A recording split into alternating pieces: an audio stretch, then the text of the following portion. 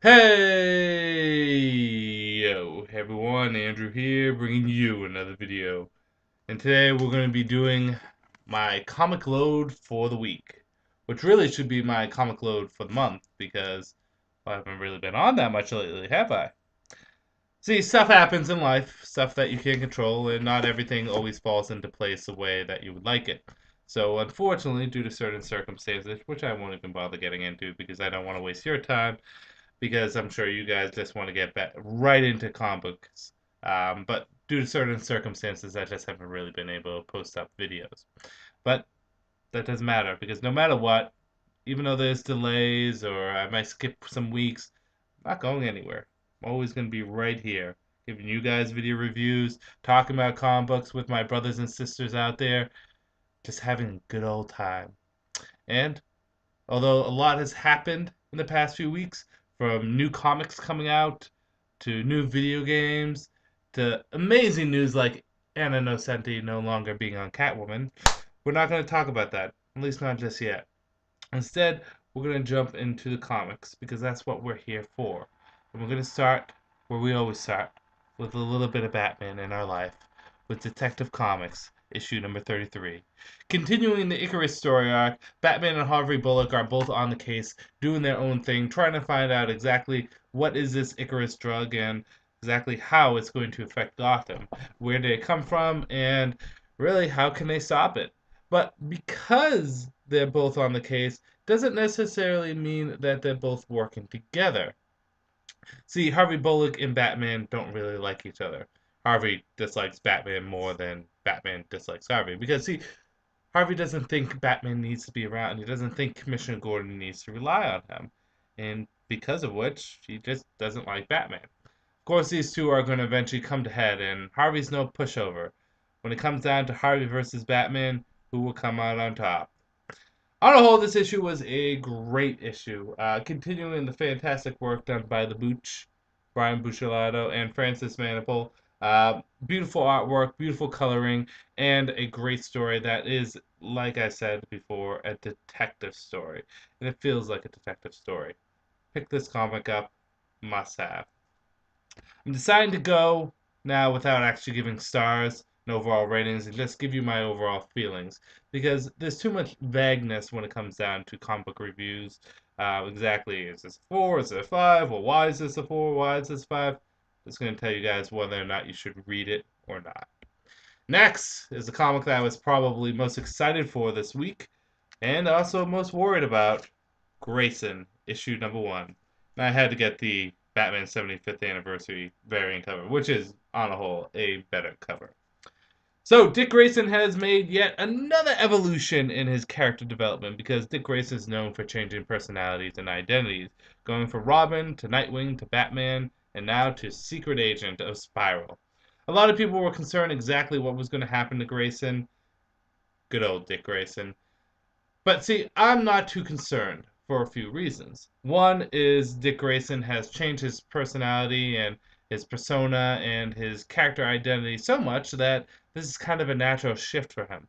I'd be surprised if he didn't change into something else. Two is if the comic doesn't pan out, he can always go back to being Nightwing.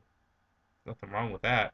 And three, Dick Grayson's alive. At least he's not dead, so hey, I'm cool with it. On the whole, this issue kind of introduces many different elements to what will be Grayson's overarching theme. He's a secret agent, he works for Spiral, but he does so really on Batman's behalf. He stays in touch with Batman through really low-tech means, and we also get introduced to Helena Bertinelli, the new 52 version of her. Now, a lot of people actually brought up concern about Helena's ethnicity change, but in an interview, we find out through the creative team that they're not changing her ethnicity. She's still Italian. However, they just made her skin darker to really kind of make her stand out in the crowd. Plus, in addition to the fact that we already have a Helena as Huntress, why not change up the character and make her a little bit more distinctive rather than just a copy of the other Helena? And personally, I love the change. I think the character looks a lot better. I like the little touches that they did to have her outfit look like the Huntress outfit, kind of. And on a whole, I think Helena is going to be a fun character to work with. The comic on a whole was really well done. Great action, suspense, drama, and it does a good job at introducing people to this comic book and to Dick Grayson. If you've never read anything of Batman, Nightwing, or, well, the general DC universe, you can jump into this comic and not really have to worry about knowing anything else. It pans out in the very beginning, first opening page, exactly why Dick Grayson is in this position.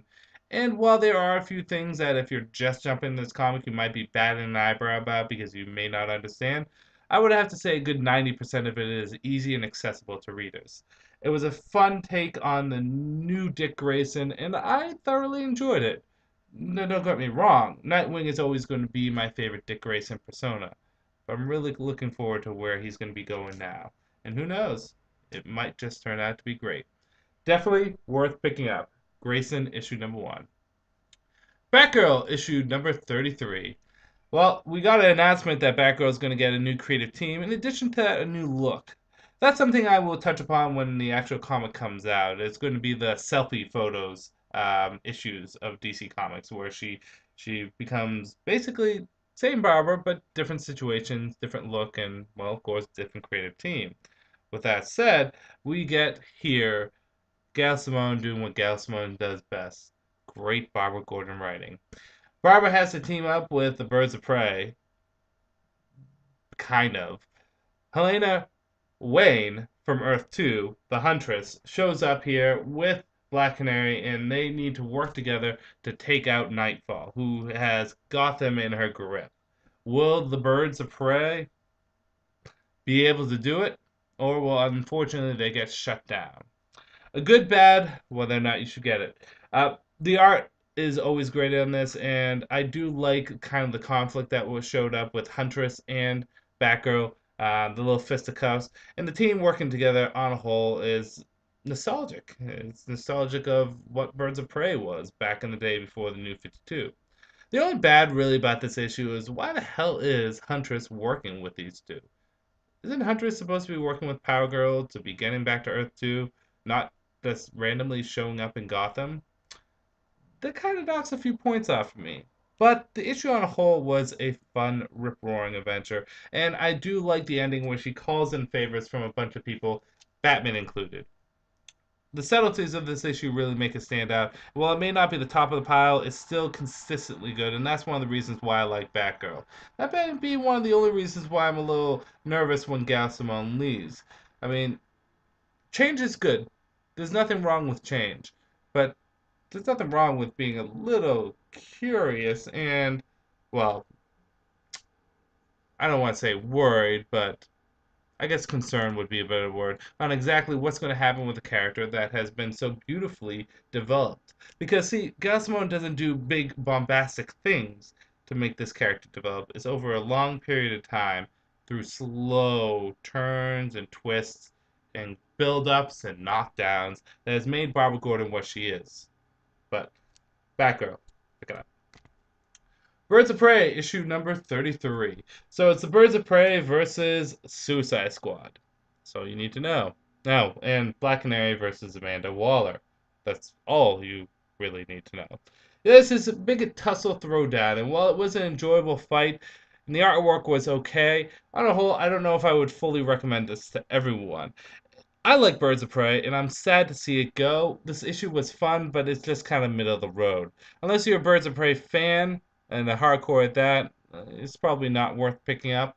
But if you are, then by all means, it's not like it's a bad issue. It's just, like I said, middle of the road. Birds of Prey. Batman Eternal, issue number 14. Now, please excuse me if I don't remember all the characters' names in Batman Eternal. There's a lot. At least new characters. And the new Gotham PD officer that Jim Gordon has brought in before he got arrested is one of them. He's starting to use the Gotham police to actually track down criminals and take them out in really hardcore manipulative ways.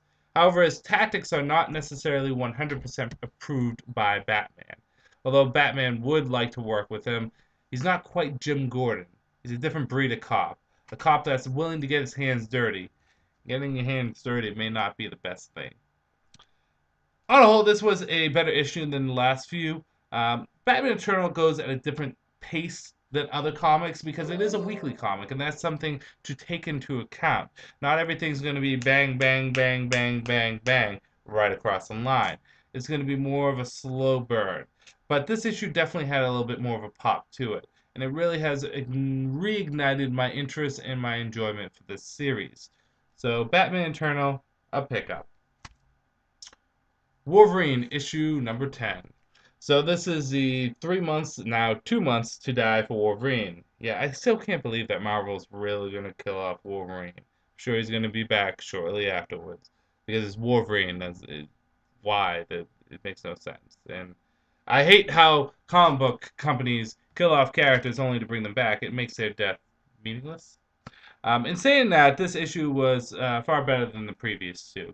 Uh, this whole 3 months to die has kind of been iffy and up in the air, but I do like how, well, Wolverine kind of makes amends with everyone and tries to get on good terms. It's not like he knows he's going to die, but he's trying to make things right with the X-Men, with his buddies, with the Avengers. Doesn't matter whom, he's trying to make things right. The issue on the whole is good. Similar to Birds of Prey, very middle ground unless you're a fan of Wolverine. It's not something I would tell people to jump onto and be like, hey, this is pure gold. But at the same time, it's still better than what we've been getting from Wolverine. So, why not pick it up? Warlords of Mars, issue number 0. So, I'm a little confused by the numbering that's going on with Warlords of Mars. We were in the 30s, then we jumped to 100. Now we're back at 0. I don't know what's going on, and I don't really care. Well, I kind of care, but not too much. Because, see, Warlords of Mars is probably going to just get retitled because now they have the rights to all of Edgar Wright Burroughs' work and name. So, kudos for you, Dynamite. Kudos for you. Although I do believe that the A Princess of Mars was in public domain. I could be wrong on that. But that's neither here nor there. Basically, this is a story of what would happen if John Connor went back to Earth and wasn't able to get back to Mars. And is Deja Thoris able to save him? Plain, flat, and simple. Fun, rip-roaring, fun adventure, but again, probably not the best issue out there. I think right now, Warlords of Mars is kind of dragging its feet a little bit until they're able to get out the new material. Not saying it's bad in any way, shape, or form. It's just I want to recommend it to a new reader, and it's probably something that you should pass over. And that kills me because Warlord of Mars is one of my favorite comics out there, but yeah, yeah. The new Suicide Squad issue number 1. I wonder if new is actually part of the title of the comic. So basically, the Suicide Squad has a couple new members in here. Deathstroke the Terminator, that's basically being hired by the U.S. government. Hey, that's good for him. Black Manta, who wants a new purpose in life, and that purpose is killing bad people. And Joker's daughter. Sure, because she's the Joker's daughter. And the majority of this issue is broken up into 2 parts. The first part is this new Suicide Squad on their first mission together. And while this is going on, parallel to it is Amanda Waller discussing with her new partner, who is also in control of the Suicide Squad, exactly why he picked the members and why he's doing what he's doing. This comic obviously has a more action-packed and how should I say, explosiveness to it than the previous Suicide Squad comics. The previous Suicide Squad comics were more or less black ops, kind of covert style. But from what I can tell in this issue, the new kind of comic is going to be very high-paced and action. The only thing I could say about this issue is pacing towards the end kind of was meh. But the overall issue, the action was good. I like the new team, and Deathstroke, who is getting his new title, I am so happy for that, is on the team, and I think it's more exposure to a great bad guy in the DC Universe. Black Manta has a home outside of Aquaman, and Joker's daughter has a safe place to get character development without screwing up everything in the Batman universe. Because Joker's daughter. Definitely a great jumping on point, and definitely a comic I recommend people getting. By all means. Forever People and Infinity Man, or more or less Infinity Man and Forever People, issue number 2. Now, the first issue, when I reviewed it, I said it was a good issue, but I didn't remember the people's names that well. And I didn't really know what was going on in the issue. or at least it wasn't necessarily that clear. This, we get a little bit more perspective on what the characters are doing on Earth, why they're there, and overall their personalities. Some characters shine a little bit more than others here, and we finally get Infinity Man to show up because the title character has kind of been missing from the first issue. The art, I don't know if it was different or not from the previous issue, but it feels a lot better in this. The story was much better paced, and the characters, while I still don't know all their names, are starting to grow on me a lot. I'm curious to see where this comic is going. I still don't have an overarching feel or direction towards it, but it's a fun ride. If you're a fan of the Silver Age stuff, or Jack Kirby stuff in general, this is a definite must pick up. But if you're more attuned to modern comics, it may not be your cup of tea. I still enjoy it, and I still give it a good high ranking. Pick it up if you're a fan of Silver Age. If you're not, move on to something else. Injustice Gods Among Us, Season 2, or Year 2, Issue number 7, Black Canary versus Harley Quinn. This is broken up in two stories, the Guardians of the Universe and the Black Canary Harley Quinn story. Black Canary Harley Quinn is a fun story, great dialogue, great back and forth. Guardians of the Galaxy one, or not Guardians of the Galaxy, but the Green Lantern Guardians. Their story was not really that good. It was kind of boring and tedious. But I recommend this only if you're consistently picking it up. And even then, iffy. The Black Canary fight with Harley Quinn is really cool, but that's half the issue. So yeah, use discretion. Constantine, issue number 16. Constantine searches for Werewolf Man because he wants to get the bugs that the Cold Flame, or the Order of the Cold Flame, has put in his head. And he's going to all lengths to do so. The good stuff about this is it has a darker tone to it. It has a very magical darker tone. Not to say that Constantine hasn't had magic in it. Of course he did. He's Constantine. What are we talking about? It feels a lot like the older Hellblazers, if that makes it sound a little bit better. And and I like the wilderness, and I like the character that was introduced with this, and I like how this ties into things. But here's the trepidation that I have with it is the fact that in the beginning you really don't know what's going on, and you're like, why is Constantine going here? What's he doing? It's not until the end do you really have a good feel. And I think that takes away from the comic a little bit. Don't get me wrong, Ray Fox does a fun job with this comic. I recommend picking it up, but I recommend probably rereading it twice just so that you can get a full feel of it. So yeah, Constantine. Doc Savage, the Man of Bronze. So Doc is now in the age of cell phones, and he has this new cell phone system, which basically has been turned on its side and used by the bad guys to screw over the world. Uh, there's so much about this that I like and so much I don't like. I felt the overarching story was a little boring, and I thought there was really no good action in this. However, the dialogue was solid and the pacing was great, and the art is enjoyable. So, Doc Savage's last issue is coming up. I guess he's only going to 8 issues, which is a little pity. I would like to see a Doc Savage in the early century, previous century, and do some stories there where it's consistently during that time. But yeah, Doc Savage on a whole was okay, but just okay. Uh, I'm kind of losing my steam with it, so you're probably going to too. Uh, yeah. Green Lantern Corps, issue number 33. Holy shit, something happened that I didn't see happening, and it would have been good if they went all the way through with it. And what I mean by that is one of the characters in this issue is not what they seem. And it would have been cool if they weren't what they seemed the whole entire time, but we find out that it's not totally the case. Interesting shock and turn. Jon Stewart has the fight of his life. Fatality also has the fight of her life. And this is going to lead into the next big event with the Green Lantern Corps because I guess they're going up against the New Gods sometime soon. Could be interesting. This was a great issue, and the pacing was fast, and I think that's what it needed because the previous Green Lantern Corps, while still incredibly fun and enjoyable, pacing was a little slow. It's good to have a high-paced comic here. So pick it up. A definite. And even if not for the issue itself, also to end the uprising story that's going on. Superboy issue number 33. Talk about a comic that I thoroughly enjoyed. John's growing on me as a character, although I would rather have Khan as my Superboy. The two of them working together was great, and the very high concept stuff used in here to kind of describe what's going on with Superboy was fun too. I'm interested to see how this series ends, and I hope it ends with Khan coming back, or at least a mesh of Khan and John together. But yeah, this is a definite must get. It's a shame that the comic's starting to get good again right when it's getting to the end.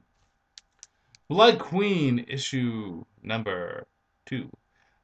If you like high fantasy, if you like sword and sorcery stuff, this is the thing to go to.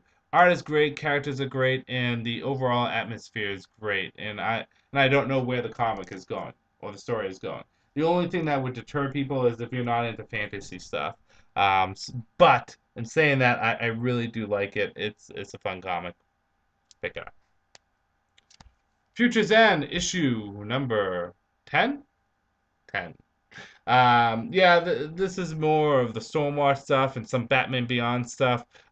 The pacing is starting to get a little bit better, but I still feel as though this comic is not quite getting up to steam. The Grifter stuff isn't quite my cup of tea either, which is kind of funny because Keith Giffen does the Grifter stuff, and I usually like Keith Giffen's.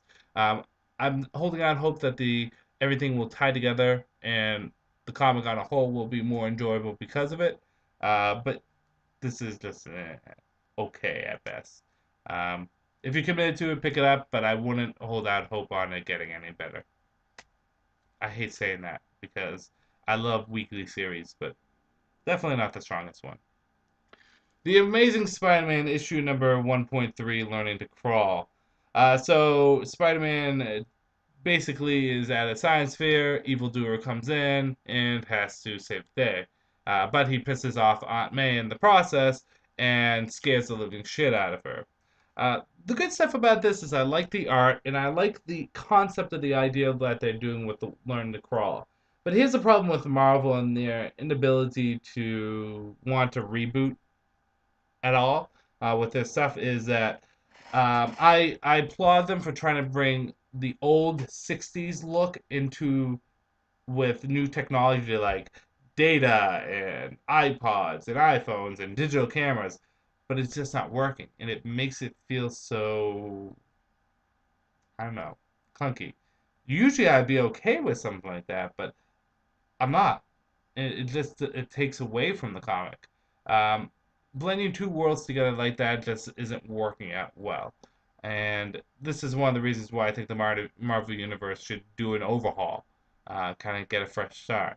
I know they did it with the Ultimate Universe. I know it would just be copying the New 52, but I think it would really kind of clean things up because Marvel Universe is messy. And for better or worse, one could say, well, we like having everything in continuity. That's good. But at the same time, is it the best thing for new readers and for the comics on a whole?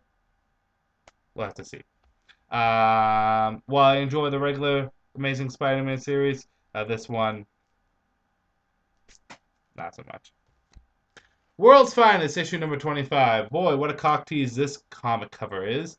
Apparently we're going back to Earth 2, but it's not until the very end do we go back to Earth 2.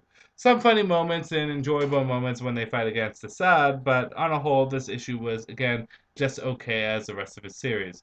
I don't recommend picking up. World's Finest is ending, and they're going to be jumping on Earth 2 anyway, so might as well just put your eggs in that basket. The art was good, though. Really enjoyed the art. Superman Wonder Woman issue number 10. Wow, we're already on issue number 10. That's crazy. Continuing the Super Doom storyline, Superman and Wonder Woman are apart from each other, but that doesn't mean that Wonder Woman doesn't still care. She's watching over Metropolis, and while she's watching over Metropolis, Lois Lane goes a little cuckoo for Cocoa Puffs and basically becomes Brainiac's servant. And Wonder Woman has to basically take on Lois Lane as Brainiac. While this is going on, Superman is struggling more and more with the Super Doomsday stuff. Will Superman be able to fight against it, or will he unfortunately succumb to the Doomsday virus?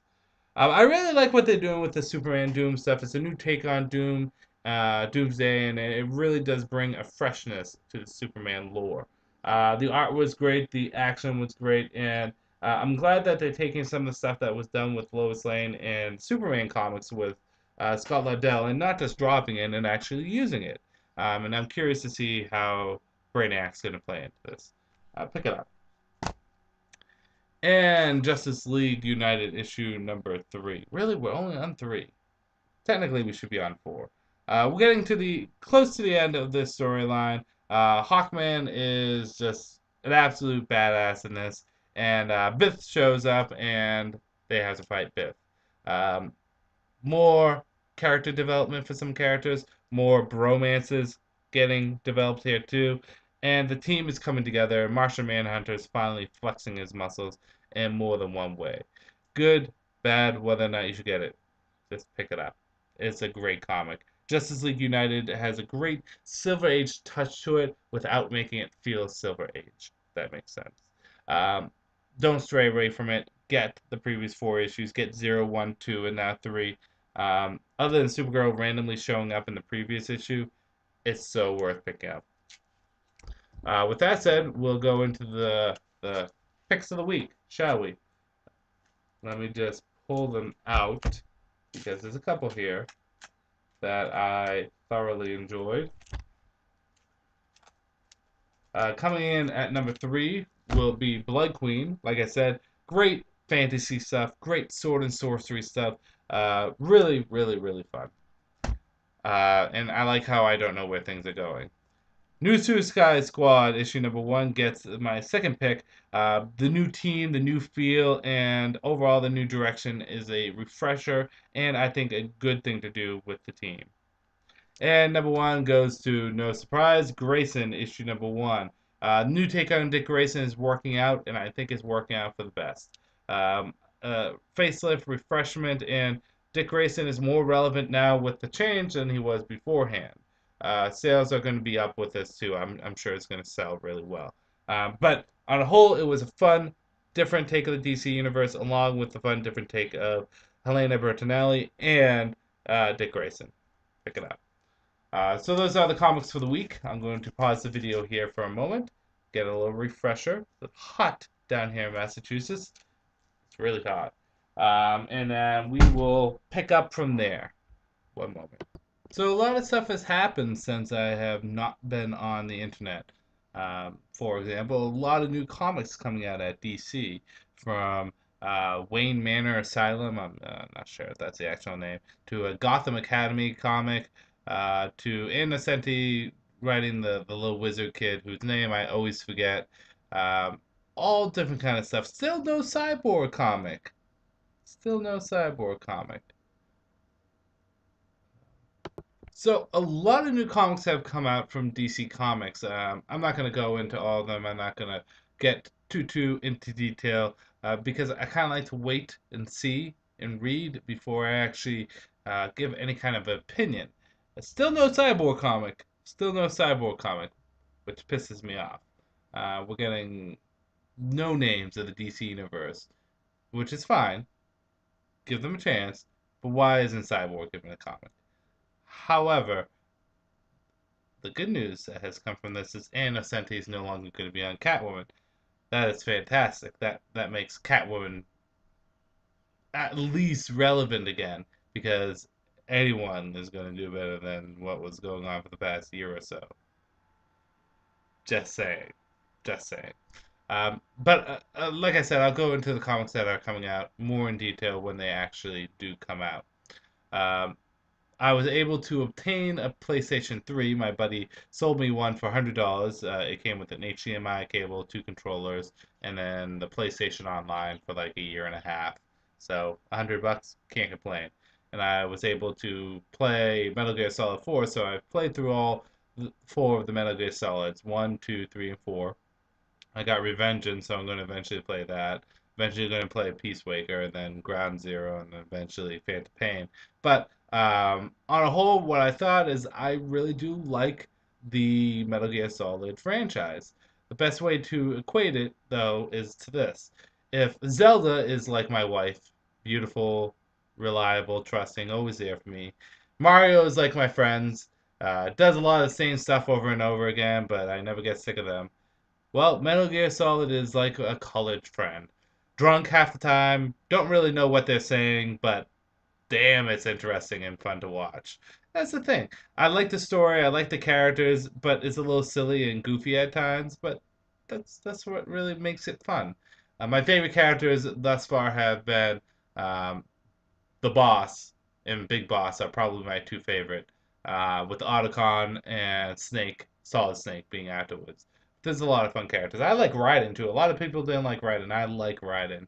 And my favorite games either are 1 or 3.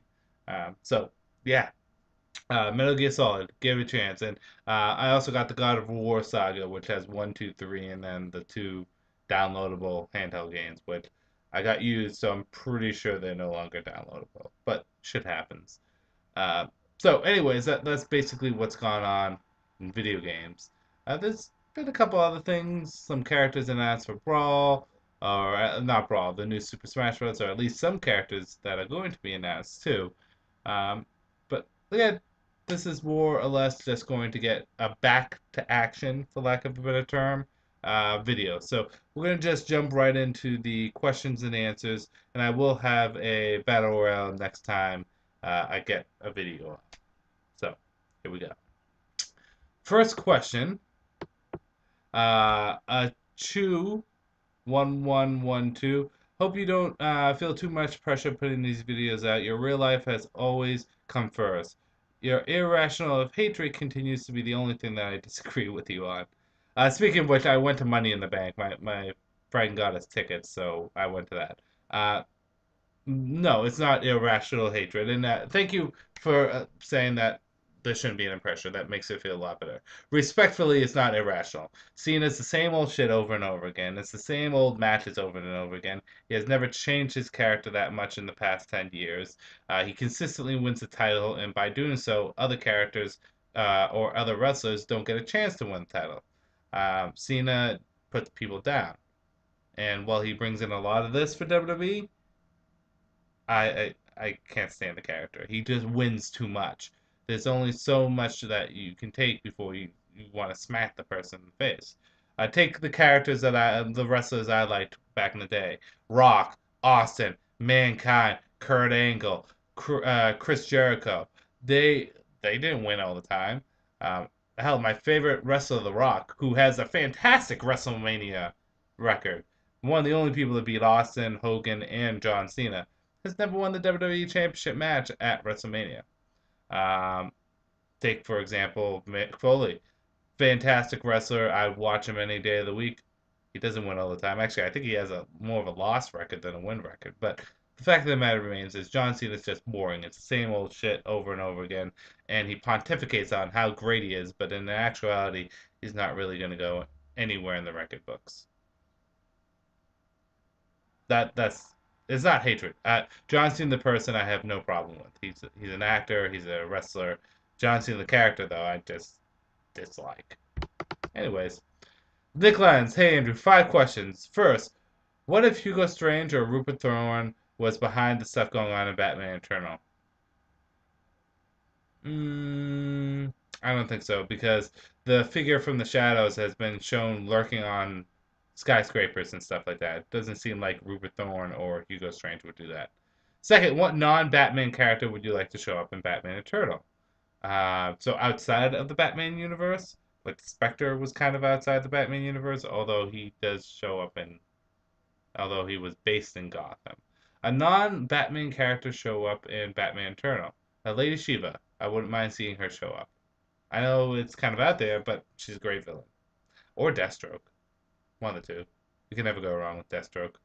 Um, Third, what's your view on the change of the logo for Detective Comics with the new creative team? I'm neither here nor there. I don't care. I'm okay with how it looks either way. Um, Next is fourth. Would you like it if Scott Snyder was to write a Red Robin ongoing series? No, because I don't really want a Red Robin ongoing series. I know. I love Tim Drake as much as everyone else, but I don't. With all the different characters in the DC universe that probably should get a series beforehand, I don't think it's needed that he has one. If anything, I think Tim Drake should stay on Teen Titans and then jump into Batman from time to time. I think one of the other reasons is that he's been so removed from the Batman universe that it just would feel weird to have an ongoing series back in there. Would I pick it up? Yes. Would I read it? Yes. Would a Scott Snyder write it be awesome? Of course.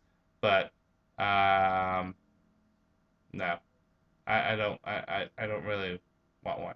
At least not right now. I don't think the time is right. Maybe that's what I should say. The time is not right. Fifth, where is Rupert Thorne, Hugo Strange, or Onomatopoeia? They are the same place where Donna Troy and Ambush Bug are. Not here. Not in the DC universe.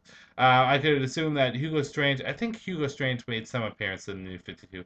Could be wrong, but I think he did. Rupert Thorne's probably in jail, and Onomatopoeia. I don't know. That character probably doesn't exist in the New 52 yet. Evil Mastermind, would you like to see Stephanie Brown become the new Robin or become Spoiler again? And if you don't want Stephanie Brown as Robin again, who would you like to be Robin?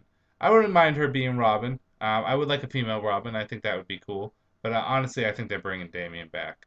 Um, Personally, I would love to see Stephanie. This is Evil Mastermind. Personally, I would love to see Stephanie Brown as Robin again without being killed off again. Even though she never died, her Robin persona did die. Yeah, it would be cool. And I think she would be the forerunner before Harper Row and um, Carrie Kelly. But I don't. I, I think it's Damien's coming back. Stephanie Morgan. Hey Andrew, will you make another Batman timeline video? Watch some of my videos. You should know the answer. The awkward years. Man, I used to watch your Beast War reviews back in the day. Haha. You're the reason I collected all the show characters, and I still love them. Keep what you're doing, man. Thank you. I appreciate that. Wow, that was back in the day. Quite a few years ago. Green Arrow Hunter. Hey, Andrew. Do you think that Batman has contingency plans to take down the Teen Titans and the Justice Society? Battle Royale, Captain America versus Bane. Good battle royale. Um, yeah, probably. Batman has contingency plans for any of the major power superheroes, and those two teams are no exception. Although the Justice Society doesn't exist in the current New 52 Earth 1, so I can't really comment on that. But yeah, pretty much. Uh, Dicky Boy 03. Do you know why Superman Unchained is delayed so much or why it's getting canceled? Canceled probably because they don't have anything to follow Scott Snyder and Jim Lee. Delayed because Jim Lee. Jim Lee's my favorite artist. He's a nice guy. I love him. I think he's a great part of the DC universe and DC in general. But he's slow with his art. And you get what you deserve for that. But you get fantastic art that's so detailed. But he's slow. He has a lot of stuff on his hand. He's the co-editor of DC Comics.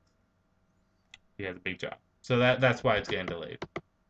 X Valis in Power Rangers, did it basically become anyone can make a morpher? For example, I'm watching Overdrive, and the dad in the series just basically handed the Silver Ranger a morpher and said, "Yeah, I made this." Yeah, that's basically how it is with Rangers. You have to be super smart, and you have to be able to tap into the morphing grid. But yeah, basically anyone can. Jem Thomas, no need to be sorry. We all understand, and that it's not like you owe us anything. By the way, great video. Thank you. I appreciate that. Again, I appreciate the support from everyone. It means a lot. Sadell09. I just read Batman Eternal 10 yesterday. Great issue and cool cover. Good video. Awesome. Thank you. Xvalis, speaking of Operation Overdrive, when the hell did Rita and Zed have a kid, and why was it not turned to good when with Rita and Zed? Uh, the general theory is they had the kid when they were missing during Turbo, and the reason why it wasn't turned good, reason why Thrax wasn't turned good, is because he might have been in the M51 galaxy, which was too far out of the way for the Z-Wave. That's the best explanation I can make. But yeah, that's all the questions for today. If you have a question, post it down there. I will answer in the next video. I appreciate you guys with your support. It means a lot, and I will try to post up as many videos as I can each week, but we'll see where it goes. Okay? This is Andrew saying peace out for now.